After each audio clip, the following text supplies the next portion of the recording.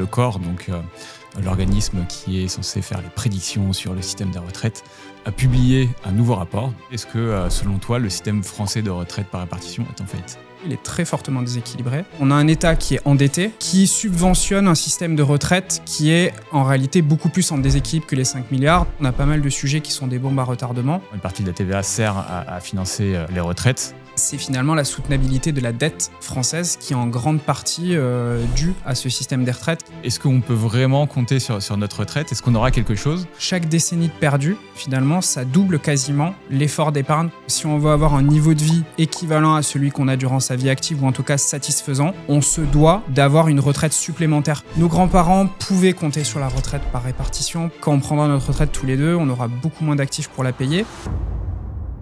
Bonjour Maxime, bienvenue sur la chaîne de Financero. Bonjour Maxime, je suis très heureux de te recevoir parce qu'on va parler de retraite avec toi, on va parler du système de retraite. Donc en quelques mots, Maxime, tu es le directeur épargne de Bourse Direct. Donc on aura l'occasion aussi de revenir un petit peu sur ce que vous faites. Mais tout récemment, le COR, donc l'organisme qui est censé faire les prédictions sur le système des retraites, a publié un nouveau rapport. Donc ils en publient un tous les ans. Donc là, c'est le tout dernier, celui de 2026. Et donc ensemble, on a un peu décortiqué tout ce qu'il y a, toutes les prévisions qu'il y a, tous les graphiques qu'il y a dans ce rapport. Et on va faire le point ensemble. On va essayer de comprendre où on en est du système des retraites. Et puis après, bien sûr, on verra quelles solutions on peut apporter. Voilà un petit peu pour le programme d'aujourd'hui. Je te laisse peut-être te présenter un petit peu pour commencer. Ouais, merci Hugo, bonjour. Merci de me recevoir. Donc, je suis Maxime Poc. Ça fait un peu plus de 10 ans que je travaille dans le secteur des produits et services financiers pour les particuliers. Et aujourd'hui, donc, je suis directeur épargne chez Bourse Direct. Et donc, je m'occupe plus spécifiquement de la distribution d'assurance vie et de plans d'épargne retraite pour Bourse Direct. Ok. Et peut-être aussi un petit mot sur Bourse Direct, justement, ce que vous faites au-delà. Donc, tu disais assurance vie, épargne retraite, mais historiquement, surtout de la bourse. Absolument. On est un des leaders de l'investissement en ligne en France. On fête nos 30 ans cette année. On a aujourd'hui un peu plus de 415 000 comptes de clients. Et notre objectif, c'est de permettre aux particuliers de placer, d'investir leur argent en ligne. Donc pour ça, on offre une grande liberté de choix dans les investissements, que ce soit en termes d'enveloppe, puisqu'on est aujourd'hui un des rares pure players à proposer des comptes titres, des PEA, de l'assurance vie et des PER. On a aussi une liberté de choix parce qu'on a une architecture ouverte, donc un très large choix de sous-jacents et de supports.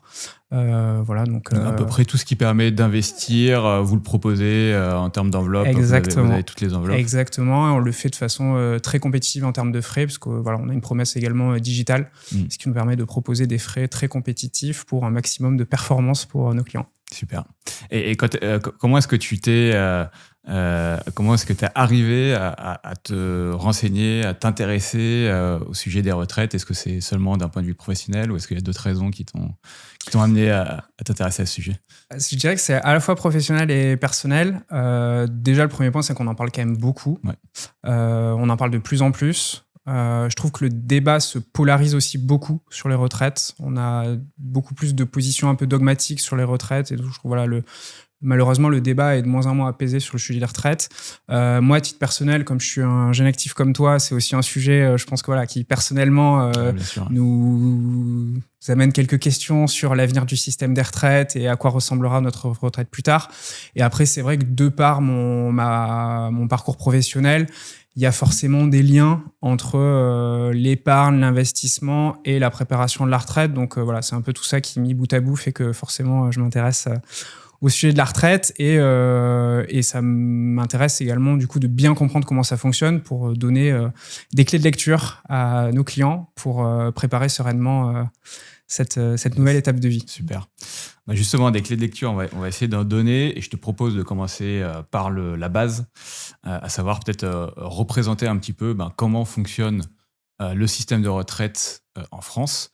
Et pour ça, peut-être qu'on va mettre un premier graphique, et je le mettrai en plein écran pour nos spectateurs. C'est cette petite pyramide donc, qui va représenter le système de retraite. Je te laisse peut-être nous expliquer un petit peu comment ça fonctionne. Donc le système de retraite en France, c'est une pyramide à 3 étages, 3 piliers. Les 2 premiers forment ce qu'on appelle la retraite obligatoire, c'est-à-dire que quelle que soit sa profession, quelle que soit sa catégorie socio-professionnelle, on a une retraite obligatoire. Après, les caisses vont varier en fonction de son métier ou de sa catégorie socio-professionnelle. Donc il y a le régime de base, ensuite il y a le régime complémentaire. Ça, ce qu'il faut comprendre là-dedans, et malheureusement, il y a aujourd'hui encore, on le voit dans certains sondages, pas mal de Français qui ne le comprennent pas forcément, ce qu'on cotise dans la retraite obligatoire ne constitue pas un capital personnel pour notre propre retraite. Autrement dit, on ne cotise pas pour notre retraite future. Le fait de cotiser nous ouvre des droits pour notre retraite future, mais nos cotisations actuelles, nos cotisations à tous les deux, payent les retraites des gens qui sont à la retraite actuellement. Donc, ça, c'est quand même un point important à avoir en tête. C'est la base de la retraite par répartition. C'est la base de la retraite par répartition, et c'est bien du coup de l'argent qu'on prend tout de suite et qu'on reverse tout de suite. Ensuite, il y a une troisième partie qui est ce qu'on appelle le régime supplémentaire, à pas confondre avec le complémentaire. Lui, il est facultatif. Il peut prendre 2 formes principalement. C'est soit des choses qu'on met en place individuellement, de l'assurance vie, du plan d'épargne retraite, un PEA, de l'investissement locatif. Donc c'est globalement, je vais me constituer un capital cette fois personnel de façon facultative. Je le fais si j'en ai envie. Il y a une autre façon de le faire, c'est que les entreprises mettent parfois à disposition des salariés des produits pour préparer leur retraite. Donc, on entend souvent parler des PERCO, des PER collectifs, des PER obligatoires. Donc ça, c'est le mode de fonctionnement du système de retraite. Après, j'aime bien quand même faire le lien avec le niveau de vie à la retraite pour sortir un peu de cette vision qui est très théorique. Ce qu'il faut comprendre, c'est que la partie retraite obligatoire, elle va nous dire ce qu'on aura. Alors, pas en montant, parce qu'encore une fois, ça dépend de comment va évoluer les calculs, voilà. En revanche, elle nous ouvre des droits. Ce qu'on sait de façon certaine, c'est que ce qu'on aura à la retraite, c'est moins que ce qu'on a à la fin de notre vie active. C'est le fameux taux de remplacement, je pense qu'on aura l'occasion d'en reparler. Mais du coup, ça veut dire que si on ne fait rien, on a tout de suite un niveau de vie à la retraite qui n'est pas le niveau de vie qu'on avait durant notre vie active, pour la simple et bonne raison que on va avoir une pension qui est moindre que le salaire qu'on avait à la fin de notre vie active. Pour autant, on va probablement viser un niveau de vie assez calqué à celui qu'on avait durant notre vie active. On va peut-être aussi avoir des projets, on va vouloir voyager, faire des cadeaux à ses enfants, ses petits-enfants, etc. Et donc, on a un écart qui se crée entre le niveau de vie qu'on veut à la retraite et la pension qu'on aura à la retraite, qui, encore une fois, est de toute façon inférieure au salaire qu'on a dans la vie active. Et c'est là où, en fait, le troisième pilier a un intérêt, c'est qu'il vient finalement créer, en tout cas compenser cet écart entre ce dont on a besoin à la retraite et ce que nous donnera cette fameuse retraite obligatoire qui a le mérite d'exister. Et donc, pour moi, c'est vraiment la partie retraite supplémentaire. On dit parfois aussi retraite par capitalisation. Ouais. En fait, c'est les 2 faces d'une même pièce. Donc moi, par exemple, j'aime pas trop ce débat un peu stérile de est-ce qu'il faut faire de la répartition ou de la capitalisation. En réalité, c'est les deux, et c'est les 2 faces d'une même pièce qui se complètent. La répartition, on est obligé de la faire. On n'a exactement, pas trop le choix. Elle est obligatoire. On ne peut pas sortir du système. Et par contre, la capitalisation, c'est ce qui nous permettra d'avoir, comme tu dis, un complément et donc de conserver notre niveau de vie à la retraite. Je reviens juste un petit peu sur parce que parfois, c'est pas très clair entre le régime général et le régime complémentaire. C'est quoi la différence? Est-ce que finalement, on peut dire que c'est un peu ça marche pareil, ou il y a quand même des subtilités entre ces 2 premières briques de la pyramide? Alors, ça marche pareil dans le sens où les 2 fonctionnent sous le système de la répartition. Ils ont aussi ce point commun d'être obligatoires. Donc, dès lors qu'on travaille, en fait, on a cette retraite obligatoire. Après, ils ont quand même des différences. La retraite de base, elle fonctionne plutôt dans une logique d'annuité et de trimestre. Donc, dès lors qu'on atteint un certain niveau de revenus ou de salaire, on va débloquer des trimestres et des annuités. Et donc, c'est pour ça qu'on parle souvent de taux plein. Voilà, est-ce qu'on a suffisamment d'annuités de trimestre? Des trimestres qu'on a débloqués. Exactement. Donc là, c'est, on va dire, un temps de travail qu'on attend. Le deuxième point, c'est qu'elle est plafonnée. Elle est plafonnée, c'est-à-dire qu'au-delà d'un certain niveau, et donc c'est indexé au plafond annuel de la sécurité sociale, c'est plus la retraite de base qui crée de la pension future, c'est plutôt le régime complémentaire qui va prendre le relais. Donc pour être très clair, quelqu'un qui gagne 47 000 euros par an ou quelqu'un qui gagne 200 000 euros par an, en fait, ils auront la même retraite de base. Parce qu'ils auront atteint tous les 2 le plafond. Exactement. Okay. Le troisième point, c'est que la retraite de base, elle est vraiment redistributive. Enfin, c'est une logique vraiment qui redistribue beaucoup, et c'est une répartition pure, puisqu'on a par exemple du minimum vieillesse. On a aussi des trimestres qui peuvent être débloqués lorsqu'on est durant la maternité, par exemple, lorsqu'on est au chômage. Donc voilà, il y a ces systèmes de solidarité. Le régime complémentaire, lui, fonctionne par points. Et donc là, on est plus dans une logique contributive, c'est-à-dire que là, on va regarder réellement combien vous avez cotisé en euros. Ça va donner un nombre de points en fonction d'une valeur d'achat du point. Et on a, du coup, lorsqu'on parle à la retraite, un nombre de points qu'on a acquis qui nous donne, du coup, droit à une pension.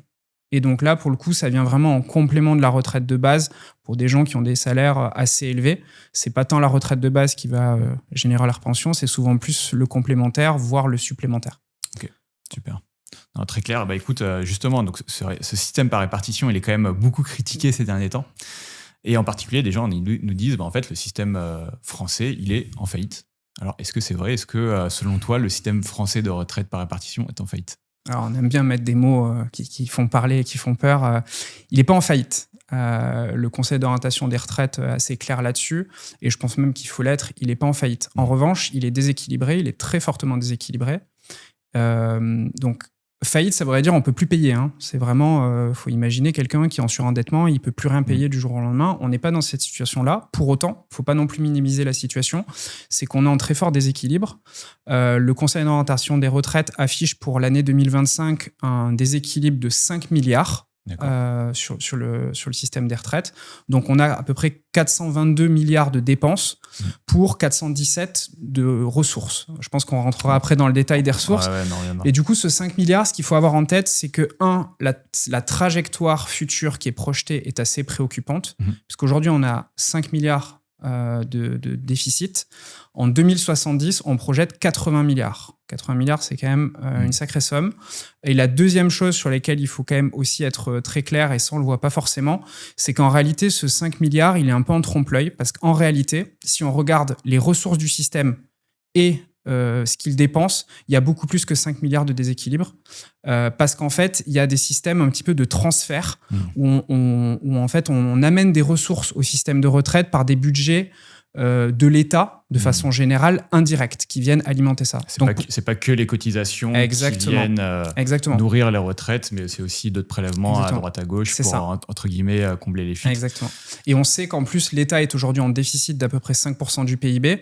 Ouais. Donc en fait, on a un État qui est endetté, qui subventionne un système de retraite qui est en réalité beaucoup plus en déséquilibre que les 5 milliards. Donc, pour faire une image, c'est un peu comme si je te disais que tous les mois, j'arrive à payer mes factures et que tout va bien, mais qu'en réalité, j'oublie de te dire que tous les mois, j'ai un crédit à la consommation qui tombe pour m'aider à payer les factures. Donc, facialement, tu vas me dire, t'es pas à découvert, c'est super, t'es à l'équilibre. En réalité, c'est faux parce que j'ai quand même un crédit à la consommation derrière qui me permet de payer ces factures que je vais devoir rembourser un moment. Ouais, donc le système n'est pas en faillite, mais peut-être qu'il va le devenir un jour. Quoi. Exactement, et c'est là où la trajectoire, en fait, elle est assez préoccupante. Et cette trajectoire, elle est bâtie sur des hypothèses démographiques, combien d'actifs, combien de retraités. Elle est basée sur des hypothèses économiques, quelle croissance du PIB, quel taux de chômage, etc. Et effectivement, 80 milliards, c'est quand même une sacrée somme, sachant qu'encore une fois, aujourd'hui, on est à plus que 5 milliards en réalité. Alors justement, pour essayer de comprendre un petit peu d'où vient ce déséquilibre, je te propose de regarder un autre graphique. Donc ce graphique, il montre le rapport entre le nombre de retraités et le nombre d'actifs, et puis c'est aussi la trajectoire, donc c'est-à-dire ce qui va se passer à l'avenir. Donc ce graphique, il est issu du rapport du corps, justement. Qu'est-ce que ça t'inspire, ce graphique ? Il m'inspire que le système par répartition, c'est une très bonne idée. Ça a été, je vais même le compléter un petit peu par la gauche, ton graphique, Hugo. Ouais. En 1945, quand le système est mis en place, il y a 5 cotisants pour 1 retraité.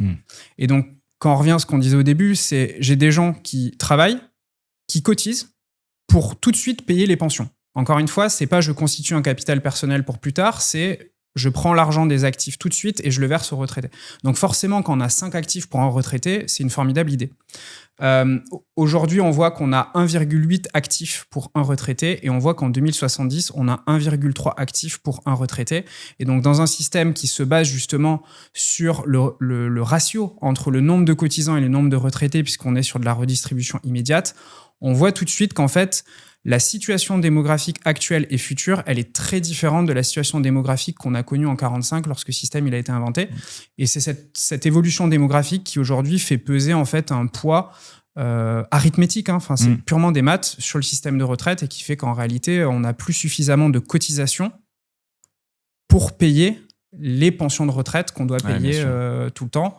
D'où le fait qu'en fait, on a un déséquilibre chaque année qui se crée. Le déséquilibre financier, il est avant tout démographique. Il est surtout démographique, effectivement, et c'est pour ça que l'État est un petit peu obligé de subventionner année après année, parce que pour le coup, les pensions, on doit bien les payer aux retraités. C'est pour ça qu'on ponctionne, du coup, indirectement d'autres budgets de l'État pour faire fonctionner ce système des retraites chaque année. Alors, un graphique, j'en ai un autre aussi qui est intéressant, puisqu'il va nous aider justement à comprendre pourquoi le système se déséquilibre d'un point de vue démographique en particulier. Donc, ce graphique, c'est en fait l'évolution de l'espérance de vie et puis à côté de ça, en parallèle, l'évolution aussi de l'âge de départ à la retraite qui, lui, a beaucoup moins bougé, quoi. Est-ce que tu veux commenter un petit peu ce graphique peut-être pour... Oui, alors du coup, le déséquilibre, en fait, du système de retraite, il a 3 facteurs. Et là, on voit bien, effectivement, le facteur démographique qui est l'allongement de la durée de vie à la retraite. Et en plus, c'est couplé à un premier effet qui est le baby-boom. Ouais. Donc, il y a beaucoup de gens qui sont nés entre 45 et 75 qui, du coup, étaient des cotisants jusqu'à présent. Et là, en fait, ces gens-là partent à la retraite. Donc, on a un double effet négatif, c'est que ces gens qui cotisaient ne cotisent plus. Mais en plus, ces gens qui, désormais, ne cotisent plus, en plus, il faut leur payer une pension, ce qui est tout à fait normal. Mais du coup, ça crée un déséquilibre, puisque pour reprendre le ratio nombre de cotisants sur nombre de retraités, en fait, on enlève des gens au numérateur et on en rajoute en même temps au dénominateur. Donc, ça crée forcément une pression. Dans le même temps, plus de gens à la retraite, c'est aussi des gens qui passent plus de temps à la retraite. Donc, on garde des retraités plus longtemps, ce qui est une très belle victoire sociale et je pense qu'il faut qu'on s'en félicite. Pour autant, forcément, si on parle de façon purement chiffrée, ça crée forcément une pression sur le modèle économique des retraites, puisqu'on le voit ici. Il y a un allongement de l'espérance de vie. On voit les courbes hommes et femmes qui progressent depuis 65. Pour autant, l'âge effectif de départ à la retraite, et c'est bien effectif et pas forcément l'âge théorique, voilà, c'est vraiment l'âge effectif de départ, lui, il est resté plutôt stable. Donc forcément, ça veut dire que le delta, c'est qu'on a des gens qui passent plus de temps à la retraite. Et quand on regarde les pays développés de l'OCDE, la France est en 2e position sur la durée de vie passée à la retraite. Donc forcément, ça veut dire qu'on doit aussi payer des pensions plus longtemps à plus de gens. Après, je nuance un petit peu parce que ce graphique, il est intéressant aussi parce qu'on voit l'espérance de vie en bonne santé. Et donc, on peut aussi se questionner sur, OK, plus de temps à la retraite, mais est-ce que c'est du bon temps à la retraite ou pas? Donc après, il n'y a pas qu'une question économique, il y a aussi une question sociale qui se pose sur ces sujets-là. Le deuxième sujet, tu parlais de démographie, c'est aussi la baisse de la fécondité qui impacte beaucoup l'évolution du système des retraites. Justement, ça, c'est celui-ci. Justement sur l'évolution de la fécondité. Et donc, on voit que, en effet, non seulement on a plus de gens à la retraite, mais on va avoir de moins en moins d'actifs. Exactement. Et ça, c'est un peu ça va avoir un effet à retardement, puisque moins de naissances aujourd'hui, en fait, c'est moins d'actifs dans 20-30 ans. Et on le voit dans les projections économiques du Conseil d'orientation des retraites. On a un vrai sujet à partir de 2045-2050, et c'est l'effet à retardement de cette baisse de la fécondité. Pareil, si je rembobine un petit peu plus le fil sur ce graphique, dans les années 60, on est à 3 enfants. 3 enfants et non pas... on était à 2 là, dans les années 2000. On est à 1,60 à peu près aujourd'hui.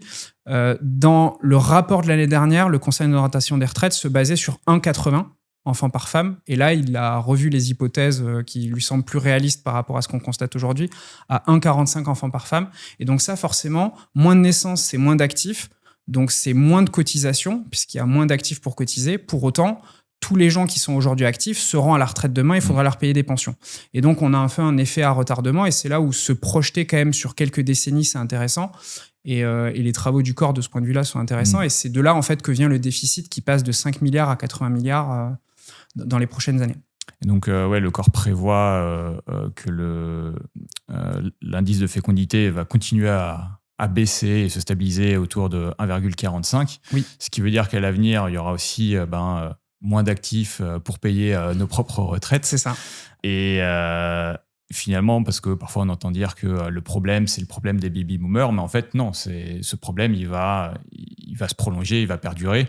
Et d'ailleurs, ça, on le voit si on regarde la pyramide des âges à l'avenir, elle ne s'améliore pas, en fait. Exactement. Le baby-boom, il y a effectivement un enjeu là qui est conjoncturel, mais qui pour autant va perdurer effectivement, parce que la fécondité, pour le coup, on sait que ça va avoir des répercussions dans 15, 20, 30 ans. Donc là, effectivement, on voit la pyramide des âges évoluer entre ce qu'on connaît aujourd'hui et 2070, où on voit un tassement de la pyramide vers le haut, donc ça veut dire des gens beaucoup plus âgés. Et à l'inverse, une pyramide qui se rétrécit sur la partie basse, donc moins de jeunes. Il y a un sujet qui compense un petit peu la fécondité dans le rapport du corps, c'est quand même un solde migratoire qui devient plus positif, et donc ça veut dire quand même ce solde migratoire il se traduit aussi par plus d'actifs issus de ça, donc ils prennent ça aussi en compte. Pour autant, ça ne compense pas la baisse de la fécondité en France complètement, et ça amène du coup effectivement un déséquilibre. Il y a un troisième sujet après, Hugo, qui n'est pas démographique, c'est les gains de productivité. Parce que du coup, moins de productivité, ça veut dire moins de croissance du PIB, ça veut dire aussi et surtout une moindre progression des salaires, parce que du coup, les cotisations, finalement, c'est un nombre d'actifs, donc là, la démographie joue beaucoup, multiplié par une cotisation moyenne par actif. Et cette cotisation moyenne par actif, elle est elle-même indexée au salaire des gens, ou aux revenus, ou à ce qu'ils génèrent, donc à la croissance. Proportionnel au salaire. Exactement. Et moins de croissance, et aujourd'hui, il y a moins de croissance qui est projetée en France. Donc, dans le précédent rapport, on prévoyait des gains de productivité de 1% par an. Là, le rapport a baissé à 0,70% par an. Ça aussi, ça a des effets sur l'équilibre du système de retraite, puisque ces gains de productivité, en fait, c'est un carburant un petit peu silencieux pour le système des retraites. Et malheureusement, c'est un carburant qui devient un peu pénurique.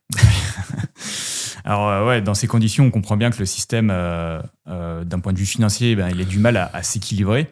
Alors justement, on va revenir un peu à ce que tu disais au départ sur comment on équilibre les pensions et les cotisations, etc. Et donc, je te propose un autre graphique, encore une fois, issu des chiffres du rapport du corps, donc qui montre d'un côté les pensions. Donc les pensions, c'était, il me semble, 2025, c'est 422 milliards d'euros versés. Et finalement, les cotisations, c'est seulement 260 milliards d'euros. Donc si on regarde juste sur le principe de cotisations qui doivent payer les retraites, le système, lui, là, est complètement déséquilibré. Exactement. Donc, effectivement, c'est les chiffres présentés par le corps. Pour reboucler, parce que là, peut-être qu'on se dit, mais du coup, il parlait de 5 milliards tout à l'heure, donc ils sont où ces 5 milliards ? En réalité, si vous regardez les chiffres du corps, il va vous dire... et le corps ne ment pas, c'est-à-dire que c'est des normes qui sont fixées par l'État, le législateur. Ils présentent en réalité un solde de caisse où ils disent cette caisse, elle a reçu tant de ressources et elle a consommé tant. Sauf qu'après, quand on redétaille sur d'où viennent ces ressources, et c'est l'intérêt de ce graphique-là, on se rend compte qu'il y a 2/3 qui viennent réellement des cotisations des actifs, et 1/3, c'est autre. Donc les 5 milliards, c'est quoi ? C'est qu'en réalité, si on regarde les recettes de toutes les caisses, c'est 417 milliards pour 422 dépensés, donc c'est le fameux 5 milliards. Quand on zoome un petit peu plus sur mais qu'est-ce qui constitue ces recettes, c'est là qu'on voit 277 de cotisations, et tout le reste, c'est du autre. Et c'est là où je prenais l'image tout à l'heure. Alors, un économiste me dirait que c'est un petit peu hasardeux, mais c'est pour imager. Globalement, je te dis que tout va bien, que je suis à l'équilibre tous les mois, puisque je dépense 422 et j'ai 417 en ressources. Mais ce que j'oublie de te dire, c'est que tous les mois, j'ai 1/3 de mes ressources, c'est un crédit à la consommation. Et je vais tirer la métaphore un petit peu plus loin. C'est des transferts externes de l'État, c'est des taxes affectées. Or, l'État est lui-même endetté. Donc, si je veux pousser un petit peu la métaphore, c'est comme si un petit peu je suis un enfant. Tous les mois, je paye toutes mes factures, mais en réalité, c'est papa-maman qui me fait un virement tous les mois pour payer les factures, et papa-maman sont eux-mêmes endettés. Mais ce crédit à la consommation, en fait, c'est les générations futures qui vont devoir le rembourser. Donc, c'est là où quand même le système des retraites, ça pose quand même des questions au-delà du pur système des retraites. C'est finalement la soutenabilité de la dette française qui est en grande partie due à ce système des retraites qui, chaque année, malheureusement, ne s'équilibre pas. Alors justement, si on essaie de détailler un petit peu comment l'État compense le manque de cotisation, il y a à peu près 3 grosses masses. On parlait de certaines taxes, en fait. Donc ça, c'est ce que le corps appelle les ITAF. Exactement. Donc certaines taxes sont affectées directement aux retraites, donc une partie de la TVA, en fait. Donc ça, je l'ai un peu découvert dans ce rapport, c'est que finalement, une partie de la TVA sert à financer les retraites. Il y a aussi, bien sûr, la CSG. Exactement. Qui est, bon, ça c'est classique. Donc du coup, CSG, tout le monde la paye, que ce soit les revenus du patrimoine, les revenus du salaire, etc. Et puis il y a alors des transferts externes, des contributions d'équilibre. Ça, tu peux peut-être préciser un petit peu ce que c'est, sans rentrer peut-être. Donc les transferts externes, ça vient d'autres organismes de l'État, par exemple l'UNEDIC ou la CNAF, donc la Caisse nationale des aides familiales. D'accord. Je crois que c'est ça, aide familiale. Et puis, donc ça, c'est globalement, on prend du budget d'autres organismes pour l'apporter aux retraites. Et contribution d'équilibre, c'est qu'en fait, on a des régimes. Donc les régimes, c'est des caisses qui font partie soit du régime de base, soit du régime complémentaire de certaines professions. Et on a aujourd'hui des caisses qui sont structurellement déficitaires. Et donc, malheureusement, l'État doit quand même finalement, in fine, payer les pensions. Alors, elles sont déficitaires, c'est pas toujours un problème de gestion, hein. C'est encore une fois parfois un équilibre démographique où, par le passé, on avait beaucoup de gens qui travaillaient dans cette filière-là. Malheureusement, c'est une filière qui s'éteint. La filière des mineurs, donc il y avait beaucoup de mineurs à une époque, il n'y en a plus du tout aujourd'hui. Exactement. Il faut bien que quelqu'un paye leur retraite. Exactement. Les fonctionnaires, où on est passé sur beaucoup plus de contractuels. Donc en fait, ça veut dire que les fonctionnaires de l'époque sont aujourd'hui à la retraite, donc il faut payer leur pension. Pour autant, on a moins de gens qui cotisent dans cette filière-là. Donc structurellement, encore une fois, c'est un effet démographique.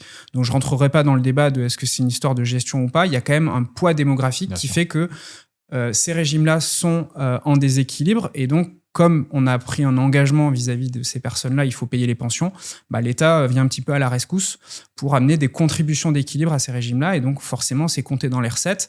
Est-ce qu'on peut se dire que pour autant, le système est à l'équilibre ? On voit bien que chacun se fera une idée sur la question, mais tu l'as compris, pour moi, c'est un peu un équilibre en trompe-l'œil et ça amène quand même des questions pour la suite. Donc, malgré ces contributions d'équilibre, ces transferts, etc., il manque 5 milliards dans la caisse. Donc ça, c'est le chiffre de déséquilibre que pointe le corps. Et il dit, attention, malgré tout, même avec ces contributions de l'État, etc., le déséquilibre va se creuser. Donc ça, c'est le graphique suivant. Et va se creuser même assez fortement à l'avenir. Exactement. Donc... effectivement, on a 5 milliards de déséquilibre aujourd'hui qui, en fait, est un déséquilibre minoré. Et ce 5 milliards qu'on voit là, qui représente en réalité 0,2% du PIB. Donc 0,2% du PIB, ça donne 5 milliards. Le 0,2, vous le voyez, c'est le rapport entre 13,9 et 14,1%. Donc c'est 0,2% du PIB. Et vous voyez que plus on tire le fil jusqu'à arriver en 2070, on a un écart de 2,3 entre les ressources qui représentent 13% du PIB et les dépenses qui représenteront à ce moment-là 15,3%. Et c'est ça qui représente à ce moment-là 80 milliards de déficit. Mais encore une fois, ce 80 milliards sera peut-être encore une fois minoré parce qu'on aura encore des subventions d'équilibre. L'État va compenser d'une manière ou d'une autre. Tout à fait. Et donc, ce qu'on voit, c'est qu'on a, d'ailleurs, ça s'est aggravé par rapport au rapport de l'année dernière, on a un effet ciseau, c'est-à-dire qu'on a deux effets contradictoires qui malheureusement se cumulent dans le mauvais sens pour nous, puisqu'on a une augmentation des dépenses ramenées au PIB, donc c'est la courbe rouge en trait continu, qui passe donc d'à peu près 14% à 15,3% du PIB. Donc ça veut dire quoi ? Ça veut dire qu'aujourd'hui, les dépenses de retraite, ça représente l'équivalent de 14% du PIB. Et ça représente un quart des dépenses de l'État. Et dans le même temps, les ressources du système des retraites passe de 13,9% à 13%. Donc on a un double effet, c'est qu'on a moins de ressources, plus de dépenses, et donc ça amène ce fameux déséquilibre de 80 milliards. Et vous pouvez voir que la trajectoire est à peu près stable jusqu'en 2030, et c'est là où se projeter sur du long cours, notamment en regardant les équilibres démographiques, c'est intéressant. C'est que jusqu'à 2030, on peut se dire tout va bien, mais en réalité, on a pas mal de sujets qui sont des bombes à retardement. L'évolution de la fécondité, qui du coup est à la baisse, donc moins de naissances aujourd'hui, moins d'actifs demain. Les gains de productivité qui baissent, et moins d'actifs, moins de gains de productivité, c'est une moindre croissance du PIB. Par contre, les pensions, elles, il faudra les payer. Et c'est pour ça qu'en réalité, les pensions pèsent plus par rapport à la richesse créée dans le pays et que ça évolue aussi dans ce sens-là. Alors justement, en fait, quand on voit ces graphiques, ces projections, on se dit que nous, quand on sera à la retraite dans 30 ans, on n'aura pas de retraite. Est-ce qu'on peut vraiment compter sur notre retraite ? Est-ce qu'on aura quelque chose ? Ou est-ce qu'il faut se dire, non, j'oublie, j'aurai rien ? C'est vrai que le tableau est très noir depuis qu'on se parle de tout à l'heure, Hugo. Alors, je vais être quand même rassurant, et je le dis à chaque fois qu'on me pose la question sur, mais du coup, la retraite par répartition, c'est fini, il faut faire de la capitalisation. Encore une fois, pour moi, la réponse est non. On aura bien un système de retraite. Donc, encore une fois, le système n'est pas en faillite. Il est structurellement déséquilibré. Il faut revoir les équilibres de ce système. Mais on a quand même la chance d'avoir un système qui est pour moi une formidable avancée sociale en France, ce côté par répartition, redistributif, et il continuera à fonctionner. Simplement, il ne peut pas forcément continuer à fonctionner avec les mêmes équilibres, les mêmes taux de redistribution, pour la simple et bonne raison qu'on n'a plus les mêmes équilibres démographiques que dans les années 40 lorsque ça a été mis en place. Donc, on aura bien une retraite tous les deux. Les jeunes qui nous écoutent auront bien une retraite. Par contre, ça ne sera pas la même que leurs parents et leurs grands-parents. Nos grands-parents pouvaient compter sur la retraite par répartition parce que quand ils ont pris leur retraite, il y avait beaucoup d'actifs pour payer leur retraite. Quand on prendra notre retraite tous les deux, on aura beaucoup moins d'actifs pour la payer. Donc, ça veut dire qu'on aura finalement ce qu'on appelle un taux de remplacement qui sera moindre et un niveau de vie à la retraite qui sera inférieur au niveau de vie des actifs à ce moment-là. C'est plutôt ça qu'il faut voir, c'est qu'en niveau de vie relatif, en revenu relatif par rapport à ce qu'on avait durant une vie active, ça va baisser et ça va baisser structurellement parce qu'à un moment, le système n'est malheureusement plus soutenable avec on va dire la vélocité avec laquelle il tourne aujourd'hui. Pour autant, il y aura bien une retraite, mais ce que ça veut dire, c'est que du coup, cette baisse du niveau de vie doit nous amener à préparer notre retraite par nous-mêmes. Si je reprends un peu l'image que je donnais au début, la retraite obligatoire nous dit ce qu'on aura, mais en face, on a un niveau de vie souhaité. Globalement, on a deux choix. Soit on met rien en place et du coup, il faudra accepter de revoir ce niveau de vie pour le calquer à ce qu'on aura. Soit ce niveau de vie, c'est un vrai objectif qu'on se donne et dans ce cas-là, en fait, on va devoir accorder plus de poids à cette retraite facultative, cette retraite capitalisation pour compenser ce que nous donnera moins la retraite obligatoire. Et je dis bien ce qu'elle nous donnera moins et pas ce qu'elle nous donnera plus, parce qu'effectivement, il y a beaucoup de gens qui ont envie d'agiter le chiffon rouge en disant il n'y aura plus de retraite, c'est pas vrai. Elle va peser moins de poids, donc c'est plus le poids du corps qui va probablement se mettre un peu plus sur la retraite facultative, individuelle, par capitalisation, même si c'est de la retraite via son entreprise. C'est-à-dire que là où nos parents pouvaient se dire je pourrais vivre de ma retraite, aujourd'hui, c'est sans doute plus difficile de se dire je compte à 100% sur ma retraite pour vivre quand j'aurai arrêté de travailler. Ça devient plus difficile de faire ce pari-là. Exactement. Et c'est d'autant plus vrai pour les professions qui ont des salaires ou des niveaux de vie élevés. Pourquoi ? Parce qu'encore une fois, la retraite de base, elle est plafonnée. Donc, ça veut dire qu'ensuite, c'est la retraite complémentaire qui prend le relais. Pareil, il y a quand même des systèmes de plafond. Donc, ça veut dire que des gens qui gagnent très bien leur vie sont ceux qui vont perdre le plus en ratio entre ce qu'ils ont durant leur vie active et ce qu'ils ont à la retraite. Et aujourd'hui, le taux de remplacement pour quelqu'un qui part à la retraite demain, c'est quoi à peu près en France, en moyenne ? En fait, la moyenne, elle est un peu trompeuse parce que ça va fortement varier d'une catégorie socio-professionnelle à l'autre. Si on peut donner quelques moyennes dans des catégories socio-professionnelles, un salarié non cadre, le taux de remplacement, c'est à peu près 75%. Donc, il va perdre quand même généreux. 25%. Ça reste généreux. Ça reste généreux. Mais il faut quand même se dire que, voilà, en moyenne, ça fait quand même 25% de revenus en moins. Un salarié cadre, on est sur 50%. Donc, si vous gagnez, vous avez l'habitude d'avoir du 4 000 € qui tombe tous les mois, ça sera plutôt 2 000. Encore une fois, c'est une moyenne parce que salarié cadre, ça peut être très disparate en termes de revenus. Les indépendants, chefs d'entreprise, travailleurs non salariés sont ceux qui ont le plus à perdre. Le taux de remplacement peut descendre jusqu'à 35%. Donc là, on perd vraiment 65%. C'est énorme. Globalement, pour eux, c'est toujours plus de la moitié qui est perdue. Et pour les fonctionnaires, là, je crois que c'est 75%. Mais les primes sont partiellement prises en compte, donc en réalité le taux peut être un peu moins parce qu'ils ont l'habitude d'avoir des primes qui ne sont pas prises en compte dans le calcul de la pension ou que partiellement. Voilà. D'accord. Pour donner quelques. Alors justement, le corps a aussi fait des projections sur le taux de remplacement futur en fonction des générations, donc je te le mets ici. Et en fait, ce qu'on voit, c'est que pour les gens qui sont nés dans les années 90, dans les années 2000, finalement, alors donc là, c'est le taux de remplacement pour des employés du secteur privé.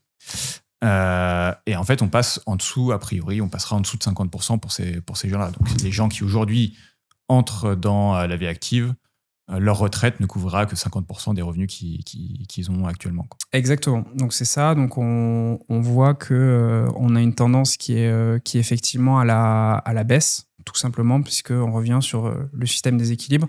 Un autre chiffre que j'avais trouvé dans le rapport, des non-cadres qui sont nés dans les années 40, c'était 70% de taux de remplacement. Des non-cadres qui sont nés dans les années 2000, c'est 66% de taux de remplacement. Donc on voit que, donc, encore une fois, pour rappeler, le taux de remplacement, c'est le rapport entre ma pension de retraite et le dernier revenu que j'ai eu durant ma vie active. Donc on voit effectivement qu'on a forcément... comme on a une pression démographique, on a forcément des ratios par tête qui évoluent à la baisse.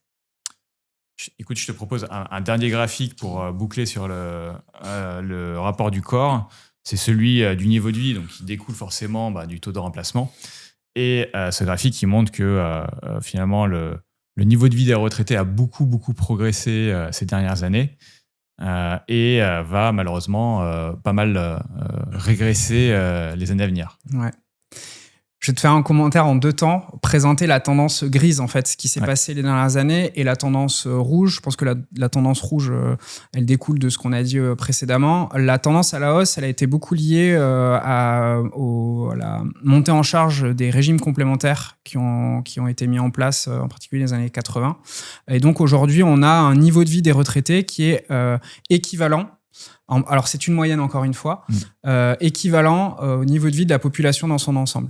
Donc là on peut se dire mais du coup je comprends pas, il y a un taux de remplacement déjà aujourd'hui, comment se fait-il qu'avec moins de salaire? Alors le niveau de vie c'est quoi? C'est évidemment on prend les revenus, mais c'est aussi ramener à il y a combien de personnes dans votre foyer.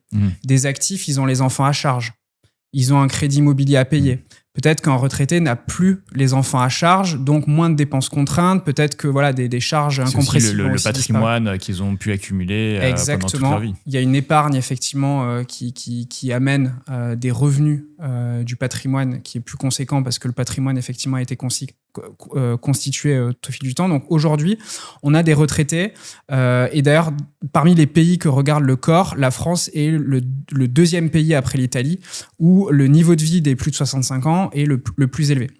On a aussi, comme tu disais, des patrimoines très élevés. On entend beaucoup le chiffre de 9 000 milliards de patrimoine qui vont changer de main, qui va changer de main dans les 15 prochaines années. Maintenant, ça reste des moyennes et on voit quand même que 10% des retraités les plus pauvres sont en dessous du seuil de pauvreté. Donc, il y a quand même une fracture sociale qui est réelle parmi les retraités. Ça veut quand même dire, et on le voit sur la partie rouge, que ce niveau de vie, il va malheureusement décroître de façon relative dans les prochaines années. Et donc, les retraités vont perdre du niveau de vie comparé au reste de la population française. Donc, évidemment, c'est un ajustement des pensions.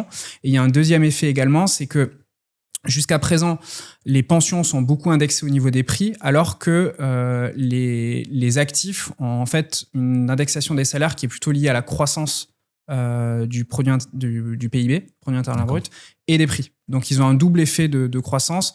Là où les retraités, on voit que les pensions ont été augmentées grâce au régime complémentaire et aussi ont suivi l'inflation, notamment ces dernières années où on a eu quelques années d'inflation et donc ça a été revalorisé. Il est probable que dans les prochaines années, ce que projette le Conseil d'orientation des retraites, le niveau des pensions ne puisse pas suivre des mêmes taux de progression que les années passées, encore une fois, pour des questions de soutenabilité. De toute façon, pour équilibrer le régime, il n'y a pas 15 000 solutions. C'est soit on réduit les pensions à venir. C'est sans doute ce qui va nous arriver d'une manière ou d'une autre, peut-être en désindexant justement les pensions par rapport à l'inflation. Soit on augmente les cotisations, mais ça paraît quand même difficile dans un pays où il y a déjà énormément de prélèvements, d'impôts, etc. Et reste l'âge du départ à la retraite, qui est sans doute d'ailleurs la solution la moins douloureuse d'une certaine manière. Là-dessus, le Conseil d'orientation des retraites a fait plancher 3 instituts différents pour justement, il leur demandé à 6 milliards d'euros d'efforts annuels. Parmi toutes ces solutions, qu'est-ce que ça donne? Donc, les 3 amènent un meilleur équilibre du système des retraites. L'augmentation des cotisations ou la baisse des pensions, en fait, c'est récessif d'un point de vue économique. Alors, ça équilibre le système des retraites, mais en réalité, ça a des effets de bord plus largement sur l'équilibre financier de l'État français, parce que ça amène moins de croissance. Baisse des cotisations, en réalité, hausse des cotisations, vous créez moins d'emplois, ou alors tu réduis le pouvoir d'achat des actifs, puisque à coût équivalent dépensé par l'employeur, il y a moins dans la poche du salarié, ou même un travailleur non salarié, donc globalement plus de charges, donc moins de pouvoir d'achat, moins de consommation. Pareil sur la baisse des pensions des retraités, ça fait moins de consommation. Donc, ça a un effet récessif sur l'activité. L'âge de départ à la retraite a un effet plutôt positif sur la création des emplois et la croissance du PIB, avec une nuance quand même, c'est que c'est quand même un calcul théorique, parce qu'aujourd'hui, près de 60% des gens qui ont entre 60 et 64 ans sont au chômage.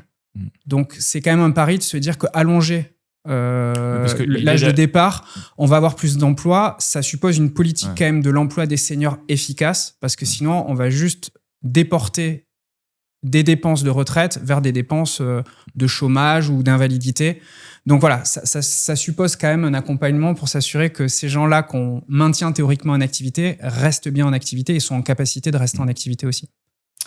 Écoute, je pense qu'on a fait le tour. Est-ce que tu veux rajouter peut-être quelque chose sur le constat avant de parler des solutions ?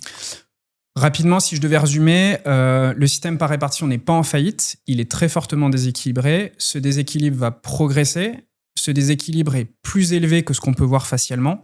Et donc, ça veut dire quoi ? Ça veut dire que si on veut avoir un niveau de vie équivalent à celui qu'on a durant sa vie active, ou en tout cas satisfaisant, on se doit d'avoir une retraite supplémentaire facultative qui prend plus de place qu'elle ne prenait chez nos parents, nos grands-parents. C'est un petit peu finalement la conclusion qu'on peut tirer de ce joli rapport du corps qu'on a lu tous les deux. On va voir justement quelles solutions on peut mettre en place pour avoir un revenu complémentaire au moment où on va partir à la retraite. Justement, peut-être ma première question, c'est combien est-ce qu'il faut avoir de côté, admettons, si je veux avoir un revenu complémentaire de 1 000 euros par mois. C'est-à-dire j'ai pour objectif de dégager 1 000 euros de revenus supplémentaires par mois. Combien il me faut de côté ? Donc, pour répondre à cette question, comment tu t'y prends ? Tu te dis que 1 000 euros par mois, ça fait 12 000 euros par an. Il y a une règle un peu empirique quand tu constitues un capital, c'est que tu peux partir du principe que tu peux consommer 4% du capital consommé tous les ans. Encore une fois, c'est une règle empirique, c'est basé sur l'idée que derrière ton capital, il va rester placé et investi, et que ce que tu vas consommer... Investi avec un taux relativement... intéressant, c'est pas que du fonds en euros. C'est pas que du fonds en euros. Après, tu peux avoir. Pas le livret A. C'est certainement pas effectivement le livret A. Et effectivement, il faut quand même rester investi. De toute façon, on s'en reparlera peut-être tout à l'heure avec l'allongement de la durée de vie à la retraite. Ma conviction, c'est qu'il faut rester investi lorsqu'on part à sa retraite et pas tout sécuriser d'un coup. Donc, prenons cette règle empirique du 4%. Donc, ça veut dire que si tu veux consommer 12 000 euros sur ton capital tous les ans, pour maintenir ton capital à long terme, ça veut dire qu'il te faut à peu près 300 000 euros. Parce que 300 000 euros, 4% de 300 000 euros, ça fait les 12 000 euros. Et donc, ces 300 000 euros, si tu dois les constituer, il y a 2 paramètres qui vont jouer. C'est le temps que tu te donnes pour les constituer et le rendement moyen de ton placement pour arriver à ces 300 000 euros au moment de ton départ à la retraite. Donc, j'ai pris l'hypothèse d'un rendement à 6% par an pour te répondre sur ta question. La conclusion restera vraie même si c'est du 4%, du 6%, du 8%. Donc, je ne rentre pas dans le débat de est-ce que 6% c'est faisable, c'est bien, c'est pas bien. Voilà, c'est une moyenne juste pour illustrer le propos. Ouais. Si on démarre à 25 ans, il faut mettre en moyenne 150 euros par mois pour atteindre ce capital-là à la retraite. Si je démarre 10 ans plus tard, je dois mettre 300 euros par mois. Si je démarre encore 10 ans plus tard à 45 ans, je dois mettre 700 euros par mois. Et si je démarre 10 ans plus tard à 55 ans, je dois mettre à peu près 1 900 euros par mois. Donc ça veut dire que chaque décennie de perdu, finalement, ça double quasiment l'effort d'épargne que je dois mettre tous les mois pour atteindre ce capital. Donc voilà, je t'ai donné tous les exemples. Et puis chacun de tes auditeurs, en fonction de son âge, se situera à peu près sur ce qu'il faut faire. La conclusion, c'est qu'il faut commencer le plus tôt possible à mettre de l'argent de côté et à préparer sa retraite. C'est ce que Exactement. Et là-dessus, j'aime bien toujours préciser que c'est pas parce qu'on commence plus tôt que du coup c'est logique finalement, on épargne plus longtemps donc il y a plus à la fin. C'est qu'en réalité, démarrer tôt, ça fait que ça coûte moins cher à la fin. Et ça, c'est pas forcément intuitif quand on est jeune parce qu'on se dit non, mais je vais pas mettre de l'argent de côté pour la retraite, c'est très lointain. Là, je démarre, j'ai envie de profiter de la vie, etc. En réalité, commencer tôt, c'est le meilleur moyen que vous sauvegardiez un maximum de consommation pour vous faire plaisir durant votre vie active et à la retraite. Si je reprends les deux extrêmes que je t'ai donnés juste avant, celui qui a démarré à 25 ans, qui a mis 150 € par mois, à la fin, sur les 300 000 €, il y a un quart qui viennent de sa poche. 3/4, c'est les fameux intérêts composés. Donc, c'est les intérêts qui ont généré eux-mêmes des intérêts, qui ont généré eux-mêmes des intérêts. Donc, c'est, pour ceux qui aiment bien les images, c'est la boule de neige qui ramasse de la neige elle-même. Donc, un quart, c'est ce que j'ai sacrifié de ma consommation pour atteindre cet objectif. 3/4, c'est de la création de richesse par mon épargne elle-même pour elle-même. Dans l'autre cas extrême, celui qui a démarré à 55 ans, c'est tout l'inverse. Il a mis 3/4 de sa poche pour un quart de valeur créée. Donc lui, c'est finalement celui qui a sacrifié le plus de consommation durant sa vie active pour atteindre le même objectif. Donc voilà, démarrer tôt, c'est aussi un moyen pour que ça coûte moins cher et que ça soit moins douloureux. Donc démarrer tôt, mais avec des montants modestes. Ouais, c'est quelque chose qu'on a du mal à se représenter, mais c'est vraiment la puissance des intérêts composés, comme tu le disais, et c'est ça qui fait que finalement l'effort d'épargne est beaucoup plus facile. Et on a souvent du mal à se représenter en plus parce qu'au début, comme c'est une courbe exponentielle, la progression, c'est un peu un faux plat montant. On voit pas encore cet effet boule de neige qui progresse. Malheureusement, il faut souvent attendre quelques années pour voir cet effet boule de neige vraiment exploser. Donc effectivement, pas toujours très visible au début. Alors, on sait combien on veut mettre chaque mois de côté pour atteindre ces 1 000 € de revenus complémentaires et cet objectif de 300 000 €. Maintenant, la question, c'est quel placement on utilise. Est-ce qu'il y a un placement idéal pour la retraite ou est-ce que c'est plutôt une combinaison de placements? Pour moi, c'est plutôt une combinaison de placements. Et alors, permets-moi d'abord de répondre à une question qui est quel est le placement qu'il ne faut pas utiliser pour sa retraite, parce que je vois souvent passer un sondage avec un placement qui est tout en haut et j'ai du mal à comprendre pourquoi. Le livret A. Je vois souvent le livret A, placement préféré des Français pour préparer sa retraite. Je ne suis pas en train de dire que le livret A est un mauvais placement, je dis simplement que le livret A n'est pas du tout adapté pour la préparation de sa retraite, pour plusieurs raisons. La première, c'est qu'on est sur une logique de temps long. Le livret A n'amène pas de rendement, par contre, il amène de la sécurité et de la disponibilité. La disponibilité de votre épargne, logiquement, si vous êtes sur la préparation de la retraite et que vous avez anticipé, vous vous fichez que ça soit disponible. C'est pas le sujet.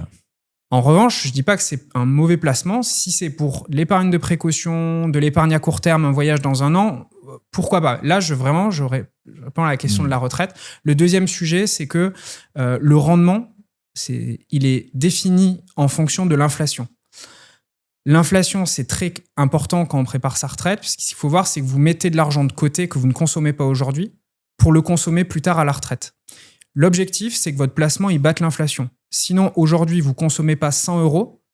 L'inflation, vous placez cet argent. Si vous ne battez pas l'inflation, ça veut dire qu'en réalité, vous aurez peut-être 120 € à la retraite, mais vous ne pourrez pas acheter le même bien que vous aviez à l'époque avec 100 €, parce que l'inflation aura grignoté votre placement. Donc, ça veut dire que le livret A n'est pas non plus un bon placement, puisque c'est un placement qui suit l'inflation, donc vous ne créez pas de valeur, donc vous ne créez pas de la richesse pour votre future à la retraite. Donc, pour répondre à ta question maintenant, c'est pour moi plutôt une combinaison de placements. Quelques placements qui sont utiles pour préparer sa retraite. Donc, on parle souvent du plan d'épargne retraite. Je vais commencer par celui-là, parce qu'il a son nom, il a le plan d'épargne retraite. Il a un avantage, c'est que je peux déduire ce que je verse sur mon PER de mon revenu imposable. Donc, ça veut dire que l'année suivante, je paye moins d'impôts. Dit comme ça, c'est très séduisant. En réalité, c'est un report d'imposition. Parce que vous ne payez pas un impôt à ce moment-là, vous allez les payer à la retraite de façon différée. Donc, ça ne marche pas dans tous les cas. On pourra s'en reparler peut-être plus en détail après si tu veux. Mais globalement, pour des personnes qui ont des tranches marginales d'imposition importantes, le PER est un formidable outil. Parce qu'en réalité, vous allez investir plus d'argent que ce que ça vous coûtera réellement, parce que vous avez une déduction d'impôt l'année suivante. Donc ça, voilà, votre effort d'épargne est moindre que ce que vous allez réellement investir. Donc c'est un peu une logique d'effet de levier fiscal qui se crée pour vous. Ensuite, deuxième enveloppe très intéressante, on se parle de long terme, on se parle d'aller chercher du rendement, le plan d'épargne en action. C'est un produit qui est très facile d'accès. Chez Bourse Direct, on le propose avec des frais très compétitifs. Le PEA, c'est du placement en actions. Vous pouvez aussi, au-delà des actions en direct, vous pouvez également mettre des ETF. Donc, c'est aussi des choses qui permettent de démocratiser, de simplifier l'investissement. On est vraiment sur une logique d'investissement sur du temps long. Autre produit intéressant, l'assurance vie, où là, vous allez pouvoir amener peut-être plus de sécurité à votre placement grâce aux fonds en euros. diversifier également en amenant de la SCPI, du non-coté, voilà, avoir peut-être quelque chose d'un petit peu plus diversifié en termes de classe d'actifs que dans le PEA. Et puis, pour des gens qui sont en fin d'activité, ça vous permet également, via l'assurance vie, d'anticiper la transmission. Donc, pour des gens qui continuent à préparer leur retraite à 55 ans, par exemple, entre 55 et 65 ans, l'assurance vie est un bon produit de ce point de vue-là. Là, c'est intéressant parce qu'on a parlé des différentes enveloppes, mais est-ce que tu partages l'avis qui est de dire que tant qu'on est dans la phase de préparation, donc de capitalisation de la retraite, c'est quand même au sein des enveloppes la bourse qui aura le plus d'efficacité et tout simplement parce que sur le long terme, le rendement est meilleur. Absolument, ouais. Et même, je crois qu'on a un petit schéma sur la performance des actions dans le temps. Effectivement, je te rejoins là-dessus. La bourse, c'est très pertinent parce qu'on est sur une logique de temps long. Donc, ça veut dire que... Je mets ici.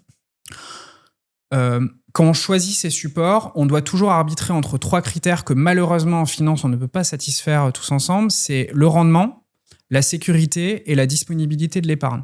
Donc vous avez des super placements qui sont sécurisés, disponibles, mais il n'y a pas de rendement, c'est le livret A. Vous avez à l'inverse des placements avec du super rendement, c'est disponible, mais il n'y a pas de sécurité, c'est les cryptos. Et donc on est toujours en train de faire un choix dans ce triptyque.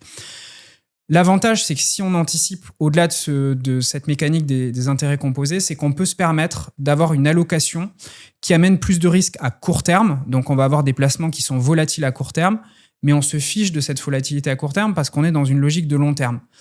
Et en finance, on a une prime de risque à aller chercher finalement ce rendement à long terme en acceptant de la volatilité de court terme parce que les rendements seront supérieurs. Et ce graphique, je trouve qu'il le montre assez bien.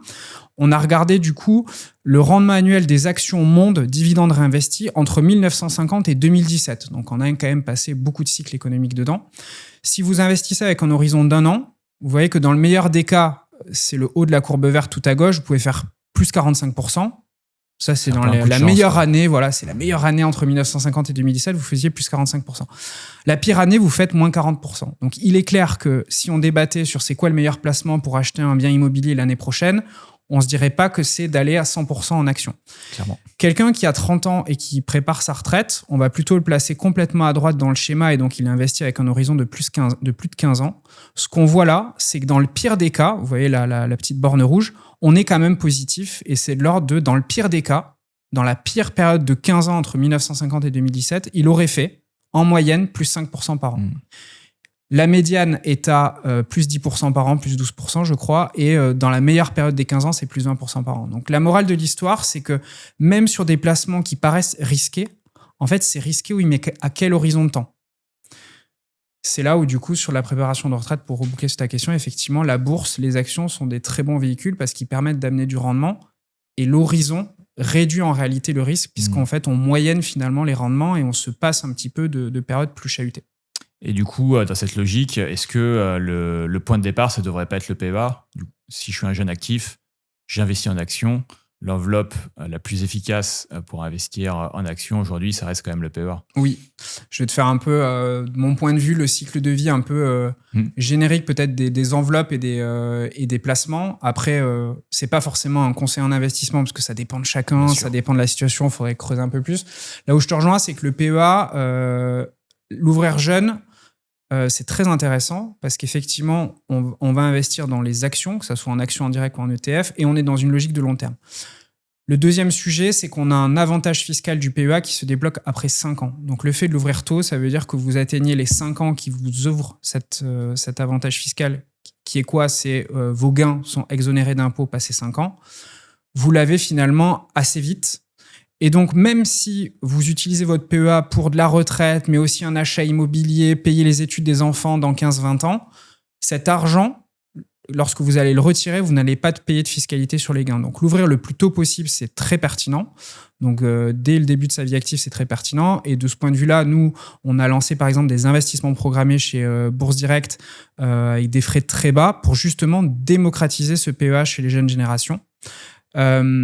PEA, pour moi, c'est effectivement l'enveloppe quand on démarre. Après, entre 35 et 55 ans, on peut venir compléter avec 2 choses, plutôt des produits assurantiels, du PER et de l'assurance vie. PER, ça va dépendre de votre situation principalement fiscale. qui va déterminer si c'est pertinent ou pas pour vous. Et également de l'évolution de vos salaires dans le temps il faut quand même projeter votre situation fiscale à la retraite. Mais le PER, c'est ce qu'on disait tout à l'heure, va amener une vraie optimisation dans l'effort réel d'épargne. Et l'assurance vie, très bien pour, lorsqu'on s'approche de la retraite, commencer à diversifier, peut-être alléger le poids des actions, rajouter du fonds en euros pour progressivement sécuriser, peut-être de la SCPI également pour amener du revenu locatif. Du non-coté également, c'est très pertinent le non-coté sur de la retraite parce qu'on a une prime d'illiquidité sur du non-coté. Par définition, sur de la retraite, logiquement, c'est pas de l'argent que vous êtes censé utiliser tous les 4 matins. Donc, on est sur de l'investissement long. Donc, effectivement, le non-coté, de ce point de vue-là, il a du sens. Je trouve que tu parlais un petit peu SCPI, je trouve que c'est un placement qui est intéressant, justement à partir du moment où tu vas vouloir consommer ton capital ou en tout cas en tirer des revenus réguliers parce que l'avantage de la SCPI et de l'immobilier de manière générale par rapport à la bourse, c'est que tu as quand même une certaine régularité, une stabilité des rendements qui te permettent de te projeter, quoi. Absolument. Ouais. Et alors, justement, pour parler un petit peu d'immobilier, je pense que tu disais que le premier réflexe des Français, c'était le livret A, ce qui en a fait une belle erreur. Et le deuxième, il y a c'est aussi l'immobilier locatif. l'idée de se dire je vais acheter un appartement et puis à ma retraite, j'aurai des loyers qui vont tomber et qui vont me permettre d'avoir un revenu complémentaire. Ça, c'est aussi une logique qu'on voit beaucoup. Qu'est-ce que tu en penses ? Elle est pertinente, mais sous réserve pour moi de son âge, de ses priorités et de ses projets de vie à venir et de son niveau de patrimoine. L'immobilier locatif, les avantages, c'est qu'on profite d'un effet de levier. La banque nous prête de l'argent pour investir dans un bien qu'on n'aurait pas pu se payer cash, et donc on a un effet de levier fiscal. L'autre point, c'est effectivement la récurrence des revenus que tu évoquais. Il y a un côté très tangible. On possède un bien, c'est tangible, c'est concret, c'est visible. Après, pour moi, les limites que ça a, c'est ça concentre fortement son patrimoine. Et donc, je parlais d'âge. Souvent, on va être quand même en France, je crois qu'à 2/3, on est propriétaire de notre résidence principale. Tu rajoutes à ça de l'investissement locatif, ça veut dire que tu as une très forte concentration de ton patrimoine à l'immobilier. Je vais même aller plus loin, c'est pas de la concentration sur l'immobilier en tant que classe d'actifs. C'est deux biens immobiliers avec leur situation géographique, l'évolution de la démographie dans la ville, l'évolution de la situation locative dans la ville, etc. Donc, très forte concentration du patrimoine. En finance, on aime bien quand même la diversification, donc cette forte concentration, pour moi, elle a ses limites. Le deuxième sujet, c'est que souvent, quand même, les rendements qu'on imagine et les rendements réels qu'on a sont pas les mêmes, pour la simple et bonne raison qu'on oublie qu'il va y avoir une vacance locative, les locataires vont partir, on va trouver 6 mois à retrouver, on va passer 6 mois à essayer de les retrouver. C'est très chronophage, ou alors vous devez utiliser une agence qui va vous prendre de l'argent pour gérer le bien. Vous avez des travaux de rénovation, vous avez parfois des plafonnements de loyer. Souvent, les gens, j'entends dire regarde, c'est très simple, mon loyer rembourse mon crédit. Oui, mais il y a une fiscalité qui va s'appuyer sur les loyers. Donc, en réalité, net de fiscalité, ça ne rembourse pas tout à fait le loyer. Et le troisième point, je parlais pour les jeunes actifs, c'est pas liquide. L'autre point, quand même, c'est pas liquide. Donc, autant le PEA, tiens, j'ai besoin d'un peu de liquidité pour l'apport ou pour payer les études des enfants. Le bien immobilier, soit tu le gardes, soit tu le vends. Il n'y a pas de j'ai besoin de 20%. Un pépin, tu veux 20 ou 30 000 euros de plus. Ça ne marche pas pour les imprévus. Ça marche même pas pour moi pour les projets de vie parce qu'on ne va pas le découper en pourcentage pour en récupérer une partie. Donc, je trouve qu'en début de vie active, immobiliser autant de son patrimoine sur un placement qui n'est pas liquide, qui est très concentré, c'est pas forcément un bon pari. Et donc, plutôt peut-être se tourner, si on veut s'exposer à l'immobilier, vers les SCPI, qui pour moi sont plus modulables. Après, je dis pas que c'est pas bien, je dis juste que pour moi, c'est intéressant en stratégie complémentaire dans son investissement. Donc peut-être pour des gens qui ont déjà une surface patrimoniale assez installée, qui peuvent se permettre de bloquer pour commencer. Pour moi, c'est pas un cœur de stratégie de retraite. Pour les raisons que j'évoquais, trop concentré, pas assez liquide. Voilà. Ça ne veut pas dire que c'est un mauvais placement, ça veut juste dire qu'il faut bien le calibrer en fonction de son âge et sa situation patrimoniale. Un jeune actif là, qui nous écoute, qui commence à avoir quelques idées pour préparer sa retraite, tu lui conseillerais de placer combien de pourcents de son revenu, d'allouer combien de pourcents de son revenu à la retraite, à la préparation de sa retraite? C'est pareil, la règle absolue, malheureusement, elle n'existe pas. J'adorerais simplifier à l'extrême. Par contre, ce que j'aime bien faire, c'est avoir des bonnes pratiques et quand même compartimenter. Donc, On a ces revenus qui tombent. Il y a une fameuse règle, les 50-30-20, donc on peut déjà partir de là. Sur ce qui tombe sur les revenus, en moyenne, 50%, c'est les dépenses incompressibles. C'est votre loyer ou votre crédit immobilier, c'est l'assurance habitation. Voilà, vous n'avez pas le choix. Ça doit être à peu près 50% de vos revenus. 30%, c'est les dépenses plutôt plaisir compressible, c'est le shopping, c'est les vacances, c'est le resto, etc. Et normalement, c'est 20% pour de l'épargne ou de la constitution de son patrimoine. Voilà. Ça, c'est une moyenne. Si vous gagnez beaucoup, normalement, vos dépenses incompressibles pèsent moins et vous êtes censé épargner plus. Lorsque vous avez des revenus très modestes, là-dessus, il faut déjà se dire que 5%, c'est déjà très bien et que c'est beaucoup mieux que rien du tout. Donc, c'est une moyenne. Ensuite, moi, ce que j'aime bien, c'est recompartimenter ces 20% qu'on dédie à l'épargne. Et donc, si je démarre, que je suis jeune actif, que j'ai pas d'épargne de précaution, moi, je le dis toujours, on commence par l'épargne de précaution. Quand je vois les jeunes qui démarrent et qui font de la crypto, je me dis, mais mon Dieu, qui démarrent et qui font 100% de la crypto. Encore une fois, je dis pas que c'est pas bien la crypto, je dis juste que pour moi, on met la charrue avant les bœufs. Donc, on commence par l'épargne de précaution. Donc, au début, j'ai rien, je commence par faire de l'épargne de précaution. Dès que je commence à atteindre 2-3 mois de dépenses en épargne de précaution, je peux commencer à mettre de l'épargne pour mes projets. Et donc là, on peut retomber sur un 50-50. C'est 20% d'épargne.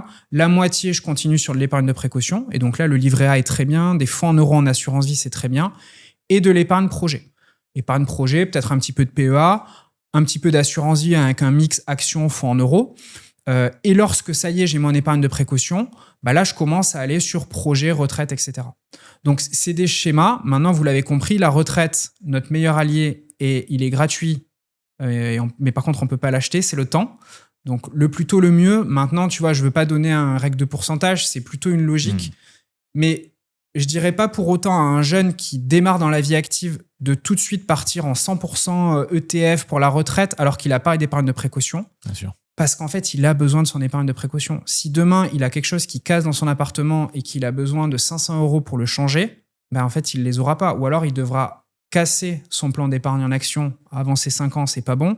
Voire tous les 4 matins, en fait, il va suivre ses investissements et paniquer parce que ça fait -10 alors que ça peut arriver. Il va vendre ses positions à ce moment-là, donc acter globalement une baisse, il va l'officialiser.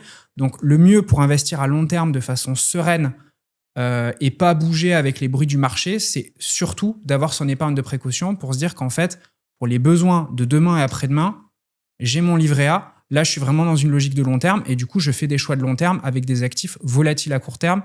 Mais ça, je m'en fiche parce qu'en fait, je sais très bien que sur le long terme, je serai gagnant. Complètement d'accord. Alors, on a dit qu'il y a quelques erreurs. Typiquement, commencer par l'immobilier, c'est pas terrible. Commencer par la crypto, c'est sans doute pas la bonne idée. C'est quoi pour toi la pire erreur si demain, pour ceux qui commencent à épargner pour leur retraite? Ah, il y en a plusieurs. Je vais t'en donner plusieurs. Je vais être un peu plus bavard. Je pense que c'est déjà d'attendre.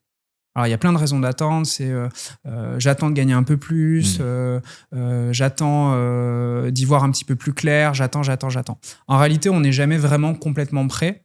Donc, il faut accepter un peu de se dire, voilà, je suis 80% prêt. Pourquoi ? Parce qu'encore une fois, on revient sur cette logique de temps. Le temps, il a 2 vertus, c'est les intérêts composés. Donc, c'est notre meilleur allié, il n'est pas cher, mais par contre, on ne peut pas l'acheter. Mais il va générer ses intérêts composés. Le deuxième sujet du temps, c'est que ça me permet d'avoir un horizon de placement long terme qui me permet d'aller, encore une fois, sur des actifs qui vont être les plus rémunérateurs à long terme, bien que volatiles à court terme. Plus j'attends, moins je peux me permettre ce luxe, globalement. Donc ça, c'est le premier point. Attention à ne pas trop attendre. Voilà, donc on a un petit peu débattu avant. Épargne de précaution, épargne projet, épargne retraite. Il faut arriver à compartimenter. Ce qui suppose aussi quand même une bonne gestion du budget, parce que la capacité d'épargne, il faut quand même arriver à se la dégager. Le deuxième sujet, c'est d'avoir pour moi une approche trop prudente dans la préparation de la retraite lorsqu'on est sur le long terme. Je dis souvent se dire qu'on ne veut pas prendre de risques et donc on met tout sur le fonds en euros, on met tout sur le livret A. En réalité, ce qui va se passer, c'est que votre placement, il va être grignoté par l'inflation. Ouais, parce qu'il peut y avoir un réflexe un petit peu des gens qui se disent la retraite, c'est tellement important que je ne veux pas prendre de risques. Ça, c'est quand même une erreur. C'est une erreur. Tout dépend de votre horizon de placement à la retraite. Des gens qui me disent je ne veux plus prendre de risques, je suis à 2-3 ans de la retraite, j'entends, c'est pas le moment d'aller faire un coup sur du S&P 500. Voilà. On a regardé tout à l'heure le rendement des placements entre 1950 et 2017, donc quand même sur des décennies. on a une histoire qui nous prouve que quand même, sur le long terme, on est en croissance. Et donc, pour moi, la prudence sur des actifs sécures, en réalité, à court terme, c'est des faux amis. C'est un peu comme rouler sur l'autoroute à 30 km/h et se dire « tout va bien, je suis en sécurité ». Bah non, en fait, t'es pas du tout en sécurité en roulant à 30 km/h sur l'autoroute. Là, c'est un petit peu pareil. Et encore une fois, le poids de l'inflation, c'est un vrai sujet. C'est que vous allez sacrifier de la consommation. Si ce que vous mettez de côté chaque année est grignoté par l'inflation et qu'en réalité, vous avez moins de pouvoir d'achat à la retraite que ce que vous aviez durant votre vie active, bah, ça n'a pas grand intérêt. L'objectif, c'est quand même de, à minima, maintenir le pouvoir d'achat, voire en avoir plus à la retraite, parce que vous avez fait des placements qui battent l'inflation et qui, du coup, vous augmentent votre pouvoir d'achat à la retraite. Donc là-dessus, pour moi, sur de l'horizon de temps long, les actions, c'est bien, les SCPI, c'est bien pour amener un petit peu plus de sécurité tout en sauvegardant le rendement. Par contre, effectivement, c'est des actifs sur lesquels on oublie la disponibilité à 3-5 ans. On essaie de se projeter sur un temps un petit peu plus long. Donc effectivement, tout sécuriser, c'est pas forcément une bonne idée. Et d'ailleurs, même au moment où on prend sa retraite, c'est encore trop tôt pour moi pour tout sécuriser.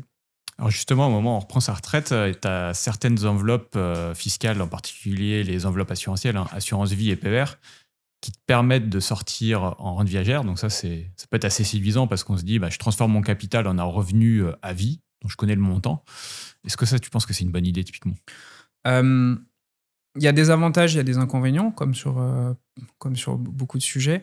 La rente viagère, elle garantit donc un revenu à vie jusqu'à votre décès. Donc globalement, vous allez dire à l'assureur que ce que vous avez constitué, votre capital, vous lui cédez en contrepartie d'un engagement qu'il prend à vous verser un complément de revenu régulier jusqu'à votre décès. Et donc forcément, il indexe ça à l'âge que vous avez au moment où vous lui demandez et ce qu'il prévoit en termes d'espérance de vie pour vous et le capital qui est constitué. Donc ça protège quand même sur un vrai risque qui est le risque de longévité. Le risque de longévité, c'est le risque de vivre plus longtemps que son épargne et donc à un moment de ne plus avoir suffisamment de patrimoine financier pour subvenir à ses propres besoins. Et donc, c'est potentiellement aussi le risque d'être un fardeau pour ses proches, ses héritiers.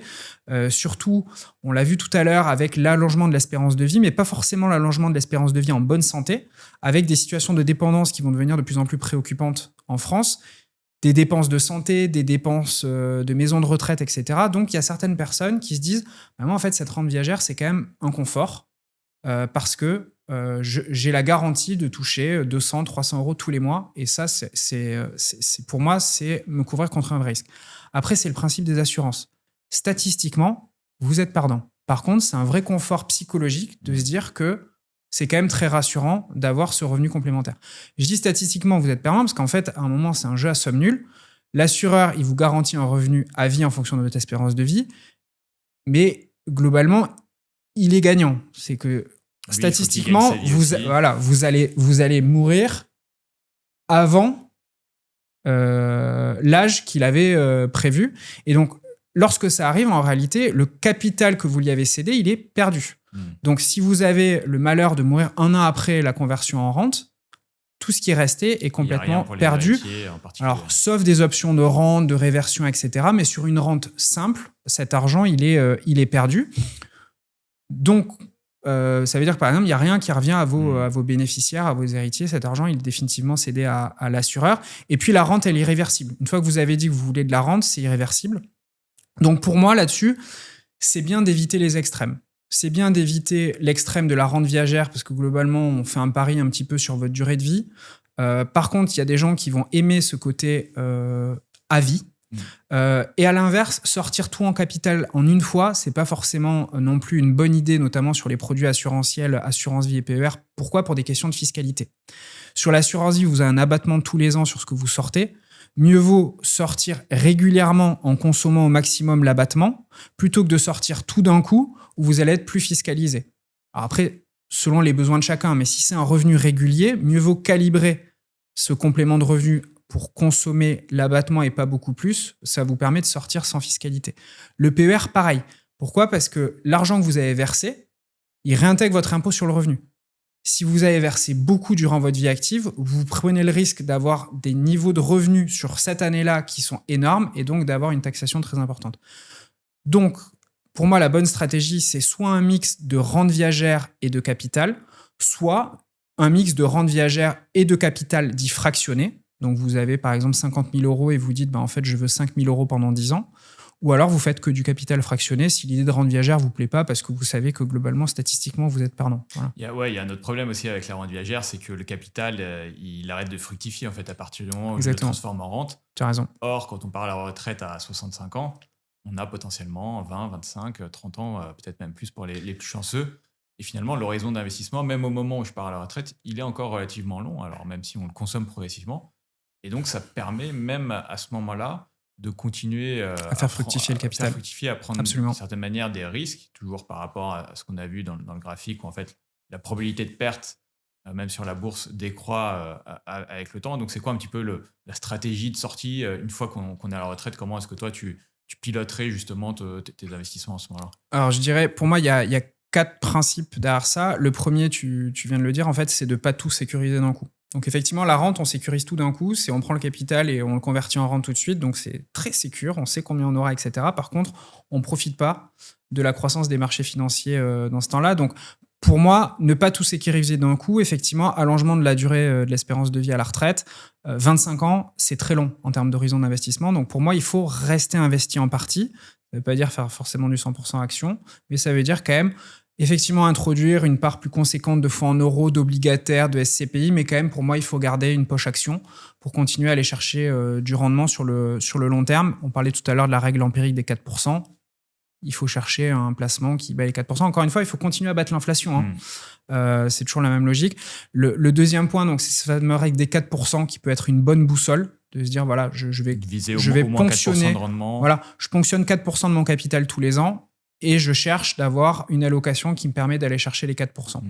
Le troisième point, c'est bien choisir son mode de sortie. Donc, on en a un petit peu parlé.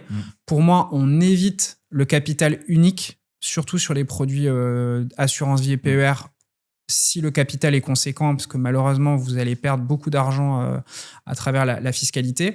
Et le quatrième sujet, c'est anticiper sa transmission. Donc là, on va plus retomber sur des logiques d'enveloppe. Mais voilà, à 55, 60, 65 ans, on sait que sur l'assurance vie, on a cette échéance à 70 ans avec les primes versées avant 70 ans. Il y a un deuxième abattement après 70 ans, mais il est quand même moins généreux. Donc, ça vaut le coup de l'anticiper, de commencer à verser régulièrement sur son assurance vie pour faire le plein et profiter au maximum de cet abattement avant les 70 ans. Donc, il y a aussi ce point-là. Et c'est vrai que c'est un vrai sujet patrimonial pour les personnes qui partent à la retraite. C'est combien je garde et combien je transmets en anticipation via des donations, etc. L'assurance vie, c'est vrai que là-dessus, c'est un bon couteau suisse parce que ça permet de profiter quand même d'avantages successoraux tout en gardant la disponibilité de l'épargne de son vivant en cas de besoin. Donc là-dessus, de ce point de vue-là, c'est quand même un bon outil. Écoute, super. Je crois qu'on a donné quand même pas mal de clés, même si, bien sûr, va falloir adapter ça en fonction de son profil, en fonction de son âge, en fonction de ses besoins. On a un peu une question rituelle sur la chaîne de Financero.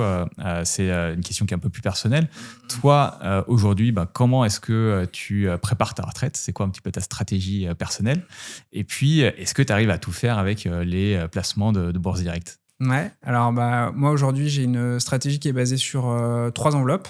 Ouais. Donc sans surprise, je pense que ça sera assez cohérent avec ce que j'ai dit tout à l'heure. J'ai du PEA, j'ai de l'assurance vie, ça c'est un peu le cœur de ma stratégie. Je suis plutôt orienté action parce que j'ai la chance d'être encore jeune. Tu fais du stock picking ou tu es plutôt ETF? Je suis plutôt ETF. Ouais. Pas forcément par conviction de lequel est mieux que l'autre, mais plutôt en me disant j'ai pas forcément le temps de m'intéresser tous les jours au marché financier, de faire des analyses de boîtes, etc. Donc, rationnellement, je sais que la stratégie la plus efficace pour moi, c'est les ETF. Et je pense qu'en réalité, effectivement, pour quand même 9 personnes sur 10, le stock picking nécessite quand même d'y investir beaucoup de temps. Donc, c'est vrai que les ETF amènent ce confort, on va dire, de se dire qu'on fait des choix finalement assez simples, assez peu chronophages. Donc, j'ai une approche qui est plutôt ETF avec de l'assurance vie et du PEA en cœur de stratégie. Et après, je le complète avec le PER. Mais pour le coup, étant jeune, j'ai pas forcément envie de bloquer beaucoup d'argent dans le PER. Donc, c'est plutôt une stratégie que je vois comme complémentaire. Chaque année, j'ajuste un petit peu les versements sur le PER en fonction des liquidités que j'ai. et du gain fiscal que j'ai envie d'avoir. Mais clairement, je le redis, pour moi, c'est un peu comme l'investissement locatif. C'est pas parce qu'il s'appelle retraite que c'est le seul produit pour préparer sa retraite, et c'est pas parce qu'il y a un avantage fiscal que c'est le meilleur produit. J'ai eu des amis qui ont fait du Pinel parce qu'il y a l'avantage fiscal, mais en fait, ils ont acheté un bien qui vaut rien du tout, plafonné les loyers, etc. Donc, il faut toujours quand même relativiser cette carotte fiscale et voir quand même ce que ça amène en contrepartie. Et je trouve que voilà, moi, j'ai encore des besoins de garder des liquidités dans mon patrimoine. Donc voilà, le PER est plutôt périphérique encore. Projets avant la retraite encore à ce stade. Exactement. Voilà. Ok, super. Bah écoute, merci beaucoup. Et pour te répondre, oui, je fais tout avec les produits. Je fais tout avec les produits. PER. Je fais tout avec les produits Bourse Direct. Bien sûr, chez Bourse Direct. Bah, du coup, le PEA, donc nous, on a l'avantage d'avoir donc les investissements programmés. Dès quelques euros par mois, tu mets en place des investissements programmés. On a une sélection d'ETF, pour revenir aux ETF, qui sont en plus sans frais de courtage sur ces investissements programmés. Donc pour des gens qui débutent en investissement, c'est vrai que ça a le mérite d'être très simple. On peut faire des versements programmés sur des ETF. Exactement. 100% gratuitement dans son PEA Bourse Direct. Exactement, à partir de quelques euros par mois. Et sur l'assurance vie, on a un très large choix de supports d'investissement. Donc, il y en a vraiment pour tous les goûts en termes de classe d'actifs. On les sélectionne avec beaucoup de soin. Donc, c'est vrai que là-dessus, on a de quoi faire. Donc, moi, je suis ravi d'utiliser les produits Bourse Direct pour préparer ma retraite et globalement même tous mes projets. Super. Bah écoute, merci beaucoup Maxime. Merci Hugo. C'était super intéressant. Il y a eu pas mal de choses. J'espère qu'on a quand même bien clarifié le fonctionnement, les difficultés du système de retraite, même si, comme tu le disais, n'est pas encore complètement en faillite. On aura une retraite, mais elle sera sans doute beaucoup plus faible que celle de nos parents. On a vu aussi pas mal de solutions pour justement préparer cette retraite. Donc, n'hésitez pas, si vous avez des questions, à les poser en commentaire. Moi, j'essaierai d'y répondre. Et puis, si la vidéo vous a plu, un petit like. Vous pensez aussi à vous abonner, ça fait toujours plaisir. Comme ça, vous aurez les prochaines vidéos sur la bourse, sur l'investissement. Merci beaucoup. Merci Hugo.